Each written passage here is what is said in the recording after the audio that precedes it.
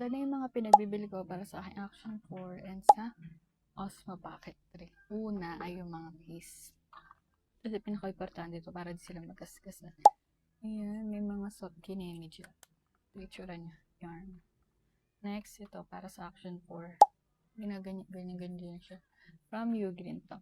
Next is tripod. Ito ay from DJI na. Tapos bumili ako ng mahaba. Bumili din ng extra nito para dali mo siyang malipat-lipat. O, ito na to, tapos ito na, gano'n. Bumili din ako ng extra ganito. Kasi nga, ganito yung dulo ng Osmo Pocket. So, pwede ko rin siyang malagay dito. Yan. Next is mga Boya mic. Ito, regalo ng mama ko. Ito, regalo ng ate ko. Pero yung Boya mic, mahirap siyang gamitin sa Osmo Pocket 3 pag imamagnet mo kasi hindi mo na to magaganon. So, kasi hindi mo siya mamagnet basta ganun. Itong from Ulanzi tripod na yun ay maganda din yun kasi ang dami mo ng purpose dito at ang dami na nang nagagawa. Next ay ito. Bumili na ako ng mumurahin pero nasira agad kaya bumili na lang din ulit ako from Ugreen. Tapos bibili ka din lahat ng magandang SD card para maganda yung magiging video mo. Yun.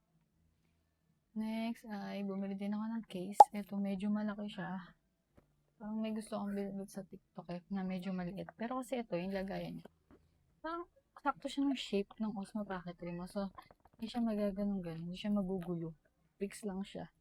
Next, dahil nakaluwag-luwag, ay bumili ako ng DJI Mic Mini 2. Pero, mas mahal yung bili ng Boya kaysa DJI Mic Mini 2 ko. Pero kasi ito yung standard lang din na walang mga charger. Ang charger niya lang ay ganito. Dahil nga puro standard lang yung pinagbibili ko, bumili na lang din ako ng extra or ng power bank. Para pag malulubat, charge mo lang sila dito. Lang. Bye! From Ugreen din pala.